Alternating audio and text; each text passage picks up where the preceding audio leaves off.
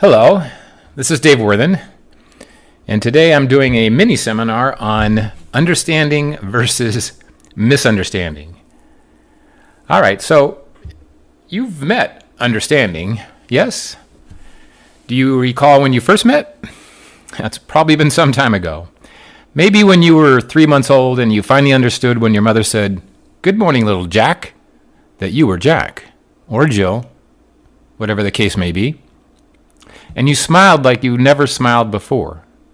Welcome to understanding. It's magical. You may not have understood "good morning, little." That could have been just more gibberish, which left you wondering if you were born in Ukraine. But once you understood, oh my, that was just unbelievable. As you grew older, somewhere you received your first admonishment. What the hell was this? Your big, innocent kid eyes looked up in bewilderment. Well, welcome to your sibling. His name? Misunderstanding. I know, right? How in the world did he get a name like that? I don't know. If you're a parent, the whole find the right name for your kid thing gets a bit extravagant, right? Well, maybe they thought it was better than Moonbeam. No matter. He's in the family, and you need to understand his name because he can cause trouble. He doesn't mean to, but damn, he does. See, miss is a prefix. It means wrong, like misspell or mistake. Misunderstanding gets confused and then confuses others. Yeah, it probably happened somewhere before birth, maybe in the fallopian tubes. He thought it was YouTube. Came out confused, you know? So he's all spinny and introduces wrongness into understanding. You know, the party's good, the music's good, hors d'oeuvres are super tasty, and then misunderstanding butts in. "You don't understand what I'm saying," you say tersely to your spouse. "No, I think I understand you quite clearly. You're being stubborn and always want things your way." "No, you misunderstand what I'm saying," you reply. That's where you are wrong. You always try to be right, so it doesn't matter what I say. See? He's a lot like a teenager. The truth is that almost all arguments and conflicts are a result of misunderstanding. I know that sounds like one of those oversimplistic statements, but really, I've worked with thousands of couples, and many just do not understand the hell misunderstanding creates in a conversation. They don't take the time to find the miss that got injected into understanding. It's like when you were in school and you used a pencil with an eraser. Pencils aren't extinct yet, are they? Anyway, you were writing and made a mistake, and you clearly saw you did. And you erased it and corrected it, right? But first you wrote what you were thinking. See, you communicated, down on paper. Out came your thought. You goofed on a word and erased it and did another take. That's where you get the word mistake. But there's the action of saying or doing the thing first, like an actor. They say their lines and then they botch a line. Crap. They made a mistake. So the director yells out, "Cut," which is basically erase. And then take two. Right. Do another take. Until what? Until they get it right. And then that's a wrap. So this whole idea of making a mistake is simple. If we consult my friend's Merriam-Webster and you break the word apart, you have miss, which means wrong, and take means apprehend or understand. So you have a wrong understanding. But first you have an understanding. The conversation is going along fine. Just like you with your trusty number 2 pencil writing your friend a letter. And then there's a mistake. Right in the middle of this high-speed conversation train, someone says something that probably should be erased. Or minimally go back and see if that's really what you meant to say. I mean, you don't send the letter knowing you made an error, or hopefully you don't. I mean, we've all had sent texts that were completely misunderstood. And I'm sure you've had your temperature go up a few degrees on misunderstood text, yes? Listen, once misunderstanding enters the conversation stream, things can get out of hand. Emotions are flying like someone has ants in their pants. Like fire ants. Actually, fire ants on steroids in some cases. So, now you are arguing and possibly yelling or getting madder than a hornet. Where's the director yelling cut? There's no one yelling cut. And the two of you do not have the sense to be the director and stop this scene. You're both too caught up in the drama and your lines. And now? Well, now you're most likely into who's right and who's wrong in this heated discussion. This is weird, isn't it? So now you've become divided. Dang. How'd you get divided? Let's see. About 27 minutes ago, you left the train station just fine.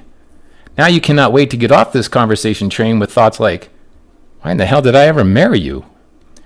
You got divided because your sibling misunderstanding injected misunderstanding into the conversation. But instead of having a do-over, couples continue to argue. And often, one or both stay on that train and ride it until someone decides to leave, slam a door, or sleep on the couch. Did I say weird? And when the misunderstanding is at its peak, it often escalates into meanness. How in the hell did you get from a pleasant conversation to meanness? Because misunderstanding spiked the conversation punch bowl. What did you mean when you said my mother can be cynical as hell? See? That baby hit you like a bullet. Your number 2 pencil left a fast and furious skid that ripped the paper. By the way, a fun fact. The average bullet travels at 2,500 feet per second, but sound travels 1,126 feet per second, about half the speed of a bullet. So you would be hit by the bullet before you heard the gun fire. Your spouse's zinger hit you just like that. You get hit by the zinger and in your head you're thinking, what the hell did you just say? But you continue to argue because this is a runaway train conversation with apparently no brakes. You think the way to stop the train is to tell your spouse or colleague they're wrong, or they have their head up their ass. Same thing. Listen, miss injects a wrong understanding, which means if you are going along clickety-clack down the train track of your conversation and there's a wrong understanding, like the word you wrote and you should have erased, what do you get? Well, if you wrote this letter to your friend and it said, "Hi, Susan, I hope you are being bigger in the sun today," you'd be like, what the hell? Right? I mean, you can try to squeeze your brain cells to make it make sense, but it doesn't. I hope you're being bigger in the sun today? See? Something is wrong, and it will stick with you. You will put the letter down and come back to it. What the hell did Kathy mean, being bigger in the sun? Miss steals the understanding, and now you become the thing itself. You become misunderstanding. If you examine this closely, you will see that you now wear, quote unquote, what it is you did not understand. Take a moment and look at this in your life and locate the last misunderstanding you had. You know, where there was a quote unquote freeze out with your spouse or friend and you didn't talk the rest of the day. Or you're at home with your spouse or partner and you just kind of go about your business like they're not even home. That's because both of you and your spouse are infected with the miss virus. And now the miss virus is running through your bloodstream because you are being the thing itself. And then because of the turmoil, you misassign the cause of it to your partner. So this quote-unquote divided state of not talking to each other persists. See? The truth is, you are a walking miracle made up of understanding. It's why misunderstandings are so violent. It's completely the antithesis of who and what you are. You hate not getting it. We all do. Understanding is the very essence of what you are. And when the conversation is sailing along with understanding and misunderstanding enters, truly the train derails. If you've ever taken a conversation gone bad and walked it back to where you were last doing well and then walked it forward, you will find the exact point where the misunderstanding spiked the conversation punch bowl. Yet couples become divided because of the violence of the misunderstanding. They separate out, become cold or distant, and in a few days try to, quote-unquote, patch things up. But misunderstanding stole some of your elan vital. It wreaked havoc on a bond that seemed impenetrable. And yes, you go on with life. But when the next misunderstanding occurs? Yeah. Misunderstanding has this crazy piece of DNA that kept a blueprint and layout of your soul. Ever notice this? Your partner knows how you fight. So do you. You remember the last misunderstanding, and now you pull out those mental blueprints. You're loaded for bear. You're not taking those ninja stars in the neck this time. See? This is punch bowl craziness. This is understanding completely derailed and hallucinating. Your partner morphs from nice spouse to Cruella or Jack the Ripper. You are so bent on getting the miss out of your system, you think only by targeting your partner, like spraying Raid on a roach, that the miss will die.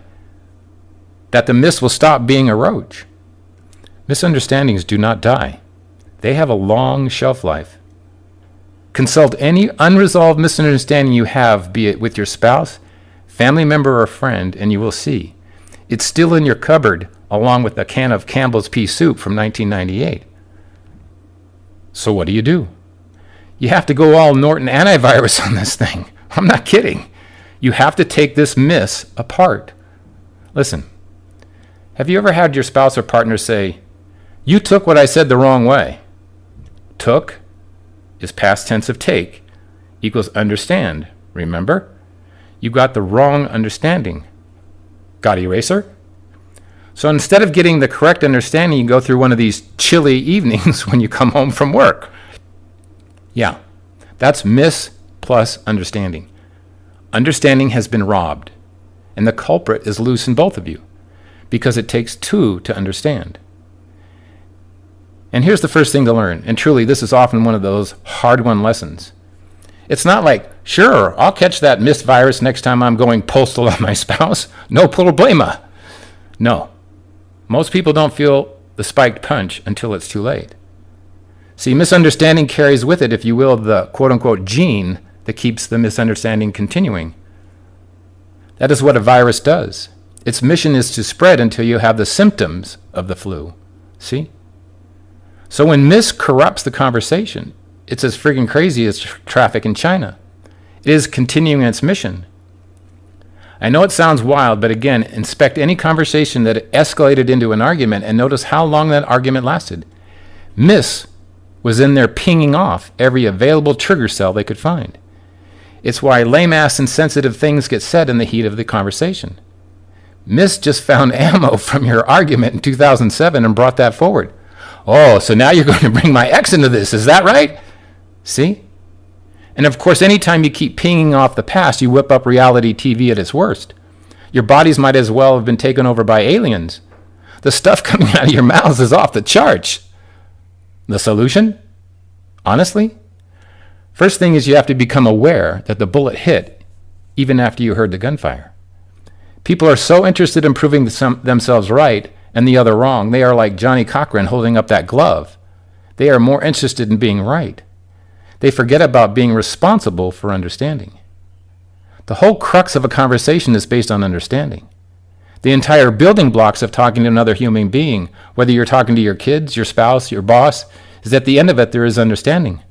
There is no other purpose. If you're really good, you can understand your spouse loves soaps and you don't, and it's totally okay. It's called understanding. And inside that understanding is another gene called freedom. If your wife granted you beingness to watch your football on Sunday and you granted her soaps, truly granted each other freedom with understanding, you will love your spouse and they will love you like there's no tomorrow. And you may think football is stupid or think soaps are a complete waste of time. That is where myths can enter. You just understand. It's enormously freeing. Ed. Hey, Roger, did your wife give you shit about coming out on Sunday morning to play golf with us? Roger. No, she didn't, Ed. My wife understands how important this is to me. We've had that conversation. We're good. My wife loves me like nobody's business. See, now Ed's turning red and walking away jabbering with his golf buddies. Right. If your next conversation, if you feel that the argue gene is escalating and your temperature is rising, you most likely got hit. Stop that train and check the passengers for miss plus understanding. And for the love of God, don't ever lose sight of this. For the love of God, don't ever lose sight that this is someone you love or who is a friend you are talking to. You being right has zero value in this relationship or friendship. Understanding each other is the only freedom you should be interested in.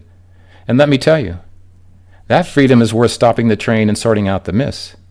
Your spouse or friend will have nothing but admiration for you. And you might just float out of your head because you saved both of you from derailing and having a long shelf life as aliens. Okay, I know that was a bit long today. Hope you enjoyed it. Thanks a lot. Have a good day.